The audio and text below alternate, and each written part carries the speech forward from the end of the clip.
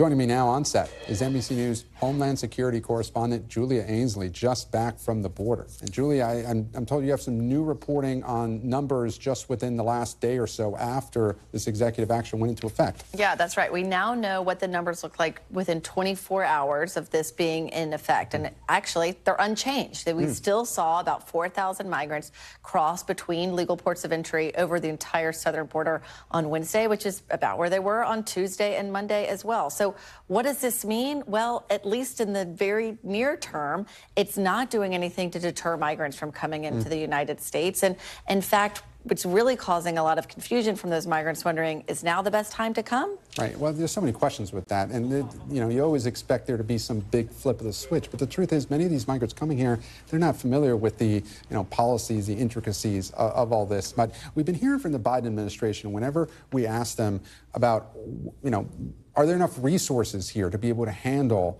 all of this and all these processing facilities? What are you hearing? What is the confusion among those agents on the ground?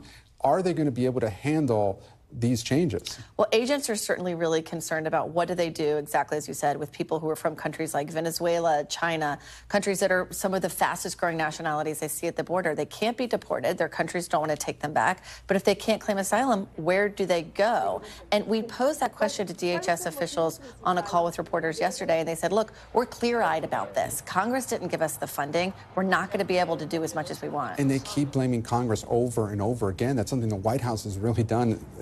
Especially the last couple of months. But when the rubber meets the road here, what are they going to do? Well, the real question is, will these numbers rise this summer? Because if they do, they could see extreme overcrowding, either that or they'll have to roll back on a lot of these provisions that they just laid out in a pretty spectacular way with the presidential speech on Tuesday. So if the numbers stay low, maybe they won't have to go as far and they can keep deportation numbers going pretty quickly. But if they get higher than this or even maintain, it's going to be hard to see how this order is really going to have any and teeth to it. Is there any way that these numbers dip below 2,500? They haven't for 3 years. They haven't for the entirety of the Biden administration, so it's really hard to see how they would, and not just because of who's in the White House, but because we're at a point in history of the most global displacement of of any people across the globe since World War II. All right. There's so many questions to look at over the next couple of months. It should be very interesting to see how this plays out, especially with the backdrop of the 2024 election. Julia Ainsley, our Homeland Security Correspondent, thank you so much for joining us. Thanks, Good to have you back. Thanks for watching. Stay updated about breaking news and top stories on the NBC News app or follow us on social media.